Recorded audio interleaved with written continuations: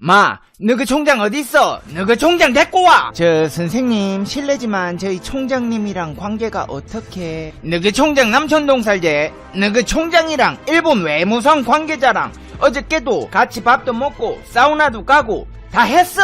하버드 대학교 총장이 일본 외무성 관계자와 사우나도 하고 밥도 같이 먹었는지는 모르겠습니다. 하지만 현재 하버드 대학교 학생들을 비롯한 동아시아 언어 문화학과 카터 에커트 교수, 역사학과 앤드류 고등 교수는 램지어 교수의 주장에 반기를 들며 학문적 진실성에 문제가 있다며 문제점을 조목조목 지적하고 있습니다. 근데 여기에 하버드 대학교 총장이란 사람이 학문의 자유에 포함된다는 입장을 밝히며 논란의 기름을 부었는데요. 이 같은 하버드 대학교 총장의 어처구니 없는 반응에 대한민국 정부에서는 외교통일위원장을 통해 미국 하버드대 총장에게 공식 서한을 보내며 램지어 교수는 위안부를 특정 직업 여성으로 일반화하면서 역사를 왜곡했다.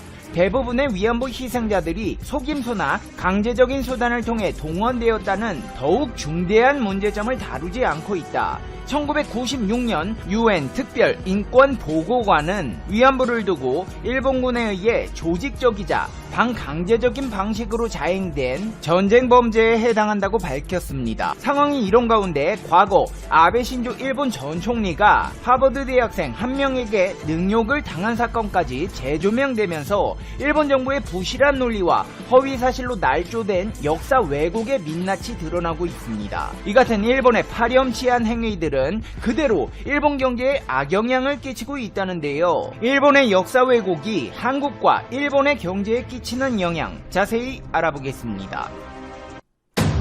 페페TV 팩트 체크. 여기 이 총명하고 전도 유망한 청년을 주목해 주십시오. 이 청년의 이름은 조셉 최라고 합니다. 과거 아베 신조 일본 전 총리가 하버드에 방문하였을 때 학생들을 대상으로 강연을 하였는데요. 그 자리에서 이 청년은 정중하면서도 인정 사정 없는 팩트 폭행을 날리게 됩니다. 도발적인 질문을 하게 돼 죄송합니다만 한국과 관련된 저로선 너무 마음이 아파 위안부 문제에 대해 질문을 드리지 않을 수가 없습니다. 일본 정부가 수백, 수천 명의 여성들에 대해 입에 담지 못할 끔찍한 행위를 벌인 것에 명백히 개입한 것을 총리는 여전히 부인합니까? 질문을 받은 일본의 아베 신조 총리는 잠시 정신이 혼미해지는 듯 당황했습니다. 그야말로 면전에서 돌직구를 맞았으니 피할 수도 없고 그렇다고 화를 낼 수도 없고 이걸 어떻게 해야 하나 고민하던 아베의 선택은 유체 이탈 화법이었습니다. 형언할 수 없는 고통을 당한 인신매매 희생자들을 생각하면 가슴이 아픕니다. 누구에게 고통을 당했다는 것인지 마치 제3자의 가해 행위인 듯 답변한 것입니다. 아베의 모순된 행위는 하버드대를 드나드는 과정에서도 여실히 드러났는데요. 위안부 침묵 시위대가 피켓을 들고 정문 앞을 지키는 상황이 펼쳐지자 뒷문으로 좀도둑 마냥 신압으로 들어가는 모습을 보여줬습니다. 아베씨, 오랜만에 잠깐 얼굴 좀 봅시다. 나와봐요 잠깐. 아니 명색이 일본 총리라는 양반이 강연하러 가는데 뒷구멍으로 들어가면 어떡해요. 사회적 지위, 체면이 있지 안 창피해요? 일본 사람들 창피한 거 모릅니다. 창피할 짓만 골라가며 하는 사람들입니다. 근데 여기 일본 사람들 못지않게 부끄러움을 느낄 수 있는 감각기관이 마비되어 버린 사람들이 있습니다. 바로 램지어 교수와 하버드대 총장입니다. 공식 직함이 전범기업 미쯔비시 교수로 알려진 램지어 교수의 논문에 대한 항의 메일들이 하버드 대학교 총장에게 쏟아지고 있습니다. 총장이라는 인간이 뭐하냐, 밑에 있는 교수가 헛소리하면 좀 막아야 되는 것 아니냐는 주장의 항의 메일들인데요. 이 메일에 대해 하버드대 총장은 학문의 자유니까 문제될 게 없다는 놀라운 답변을 늘어놨습니다. 대학 돌아가는 꼬라지 학원은 페페TV야, 하버드 대학교 명문대 아니었냐? 저기 저렇게 정신 나간 사람들만 모아놓는 곳이었어? 그거는 아닙니다. 해당 학문을 연구하는 하버드대 교수와 학생들은 강력하게 반발하고 있는데요. 하버드대 동아시아 언어문화학과 카터 에커드 교수와 역사학과 앤드류 고등 교수는 하버드 홈페이지에 올린 성명에서 램지어 논문에 학문적 진실성에 문제가 있다며 문제점을 조목조목 지적했습니다. 에커드와 고등 교수는 학술지 편집장의 요청으로 해당 논문을 검토했다면서 검토 결과 램지어의 주장을 뒷받침할 자료들이 실체가 없는 것으로 드러났다고 밝혔습니다. 특히 논문에서 인용한 문건들을 추적해봤더니 한국인 위안부 피해자가 모집책이나 위안소와 실제로 체결한 계약을 단 한 건도 찾아보지 않은 것으로 드러났다고 말했습니다. 심지어 램지어 교수가 중국 상하이 위안소 계약서라고 제시한 문건은 한국인 위안부가 아니라 술집에서 일하는 일본인 여성 바텐더의 계약서 표본인 것으로 확인되었다고 밝혔습니다. 여기에 더해 해당 논문엔 한국인 위안부 피해자의 계약과 관련해 문서화된 제3자의 진술은 물론 구술 증언조차 없다고 지적했습니다. 그러면서 램지어 교수가 자신의 주장을 뒷받침할 증거나 관련 문건을 제대로 제시하지 않은 점을 지적하며 이는 최악의 학문적 진실성 위반이라고 비판했습니다. 이 교수들은 역사학자 동료들이 해당 논문에서 확인된 문제점 들을 목록으로 만드는 작업을 진행 중이라며 목록이 공개되면 공개할 것이라고 밝혔습니다. 그러면서 학술지에 해당 논문의 게재를 보류하라고 요청하는 한편 자체 조사를 벌여 그 결과에 따라 철회시키라고 요구했습니다. 이렇게 억지 주장을 이어가는 일본 정부에 대한 비호감도는 올라갈 수밖에 없습니다. 이런 일본에 대한 비호감도는 그대로 일본 제품 불매운동을 다시 한번 훨훨 불태우는 계기가 되어가고 있다는데요. 최근 2년이 좀 안 된 일본 제품 불매운동에 대한 성적표가 나오면서 세간의 이목을 집중시키고 있습니다. 우선 자동차 분야부터 살펴보겠습니다. 한국 수입 자동차협회 자료를 기준으로 2015년부터 연간 일본차 판매 추이를 살펴보자면 2015년 29,003대, 2016년 35,429대, 2017년 43,582대, 2018년 45,253대를 팔아제끼며 꾸준한 시장 성장으로 일본차 판매량은 매년 증가했습니다. 하지만 2019년 불매운동의 여파로 판매량이 점차 줄어들고 있습니다. 2019년에는 36,661대를 판매해 전년 대비 19%가 감소했습니다. 2020년에는 25,564대가 판매되어 전년 대비 44% 절반 가까이 줄어들었습니다. 점유율도 2019년 14.98%에서 작년 7.48%로 급감했습니다. 더군다나 새롭게 개정된 세자리 번호판으로 인해 소비자들은 여전히 구매를 꺼리고 있습니다. 세자릿수 번호판 개정이 일본 불매운동이 시작된 이후에 이루어졌기 때문에 세자리 번호판을 단 일본차는 곧 일본 불매운동에 참여하지 않았다는 것이 되며 인터넷 등에서 비판을 받고 있기 때문입니다. 실제로 일본차를 구입한 차주들이 밖에 나가면 다른 사람들의 눈치를 많이 보게 되며 심지어 일본차가 경미한 교통법규 위반이라도 하면 바로 신고하는 경우가 많기 때문입니다. 위안부 사태를 조롱하는 광고로 불매운동 타겟이 되었던 유니클로는 어떨까요? 방 빼고 있습니다. 세계에서 두 번째 규모를 자랑하며 첫 개장 당일 매출 20억 원을 자랑하던 서울 유니클로 명동 중앙점이 문을 닫았고 올해 1월에도 수영역 내 유니클로 AK 수원점과 대전 홈플러스 유성점이 폐점하였습니다. 실적도 꼴이 말이 아닌데요. 한국의 유니클로 2020 회계년도 연간 매출은 6,297억 원으로 전년 동기 대비 54%가 줄었습니다. 영업 적자만 883억 원에 달했습니다. 이런 상황에서도 배짱 좋게 일본보다 무려 110만 원이나 비싼 가격을 받으며 한국 소비자들을 우롱하는 업체가 세간의 주목을 받고 있는데요. 바로 혼다 코리아의 신형 오토바이 2021년 PCX 125입니다. 자동차 업계에 따르면 우리나라와 일본, 베트남에서 판매되는 혼다의 2021년 PCX 125의 가격을 비교한 결과 한국 소비자 가격은 434만원이었습니다.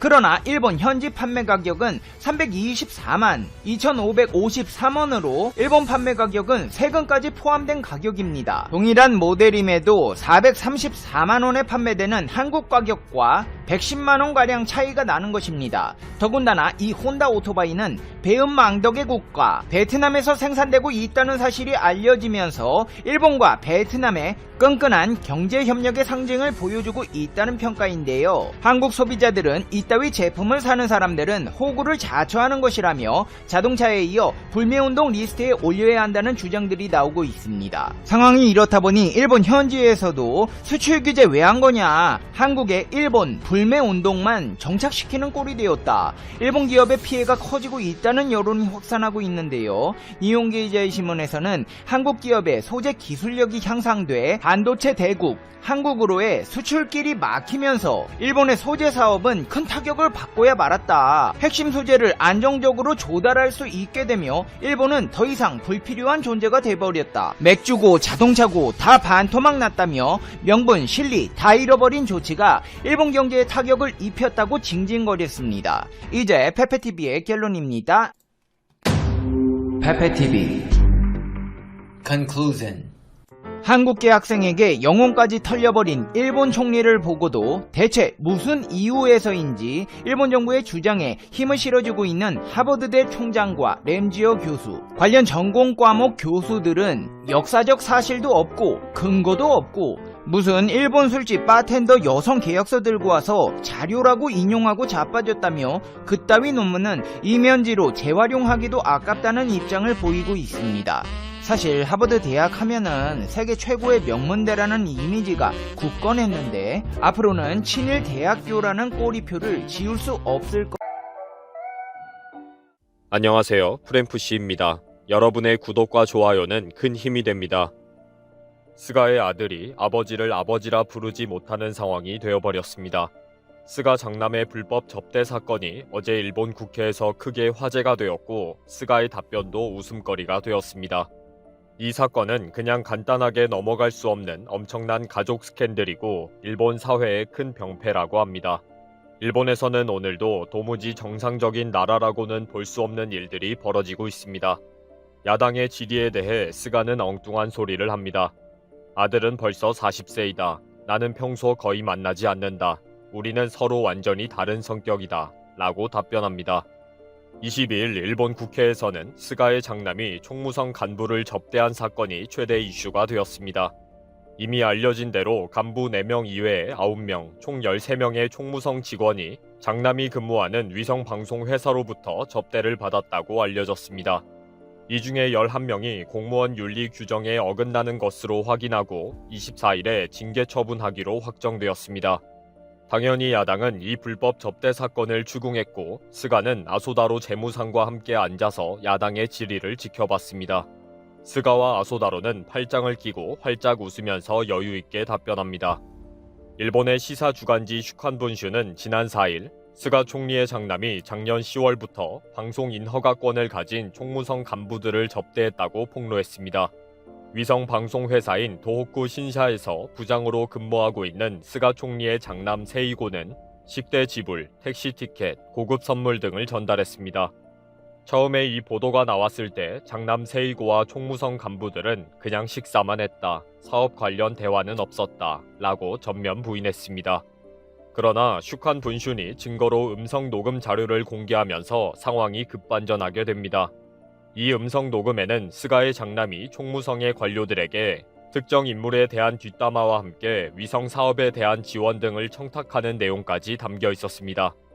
이 음성 파일은 기자들이 접대 현장 인근 좌석에 설치한 녹음기로 녹음한 것으로 알려졌습니다. 그제서야 스가의 장남은 자세히 들어보니 내 목소리 같다, 잘못한 것 같다 라고 시인했습니다. 총무성의 아키모토 국장은 내 목소리는 맞다. 그러나 대화 내용은 전혀 기억이 나지 않는다. 라고 주장했습니다. 당연히 야당에서는 장난치냐, 목소리는 맞는데 그 구구절절 대화 내용은 하나도 기억이 나지 않는다는 말이냐 라고 비판하고 나섰습니다. 언론의 취재에 쫓겨서 부랴부랴 조사에 나선 총무성은 22일 국회에서 총 13명이 39번의 접대를 받았다고 밝혔습니다.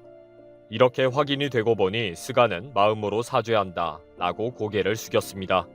스가의 장남 세이고는 아버지 스가가 2006년 제1차 아베 내각에서 총무상을 할 때 총무상 비서관으로 일을 했습니다. 근무 후에 바로 위성방송 및 프로그램 제작 사업을 하는 도쿄 신샤에 입사를 합니다. 이 기업은 총무성으로부터 인가를 받아야 하는 위성방송 채널 3개를 가지고 있고 세이고는 이 채널의 임원으로 스카웃된 것입니다. 당연히 기업은 세이고를 통해서 방송 사업이 잘 되도록 총무성 인맥을 활용하기 위해 스카웃한 것이 뻔한 의도로 보입니다. 야당에서는 이번 사태는 아베의 각해 학원, 모리토모 학원 스캔들과 동일한 문제이다 라고 비판합니다. 아베가 부당한 영향력을 행사해서 특혜를 주었던 사건과 다르지 않다는 것입니다. 동양경제는 스가 장남의 불법 접대 의혹은 아베의 모리토모 사건 이상으로 심각한 범죄이다 라고 지적했습니다. 스가는 국회에서 나는 아들과 성격이 다르다, 연락을 안 하고 있다, 다른 인격이다 등의 발언을 했지만 이것은 아베보다 더 나쁜 가족 스캔들이라는 것입니다. 아버지가 총무상을 하고 아들을 비서관으로 채용하고 바로 총무성 인허가권이 필요한 관련 회사 임원으로 취직을 시켜주고 그 후로도 꾸준히 밀어주고 당겨준 것은 엄청난 범죄라고 보고 있습니다. 스가가 열중하는 DX는 골칫거리 아들 트랜스포메이션이 일본의 멸망을 가속화시킨다 라는 제목의 기사가 화제가 되고 있습니다. 다나카 시니치로 치바 대학 교수가 쓴 이 칼럼은 일본의 총체적인 문제점을 정확하게 짚고 있습니다. 최근 일본에서 유행하고 있는 단어인 DX는 디지털 트랜스포메이션의 약자입니다. 그동안 일본이 디지털 시스템에 워낙 뒤처져 있다 보니 이번 C19 사태에 도장과 종이 문화의 구태의연한 꼴이 전 세계에 폭로가 되었습니다. 그래서 우리도 디지털 기술을 사용해보자 라고 해서 디지털 청도 만드는 등의 호들갑을 떨면서 유명해진 단어입니다. 그런데 스가는 이 DX가 도라, 자식 트랜스포메이션이었다고 비아냥하는 기사입니다. 국가를 디지털화하라고 했더니 못난 자식을 위해서 총무성과 일본 국가를 이용하는 꼼수만 쓰고 있다는 비난입니다. 아들이 총무성의 인허가권과 관련된 회사에서 근무하도록 하고 그동안 총무성 간부들과 수십 차례 회식하고 선물을 주고받도록 지원해줬다는 거죠.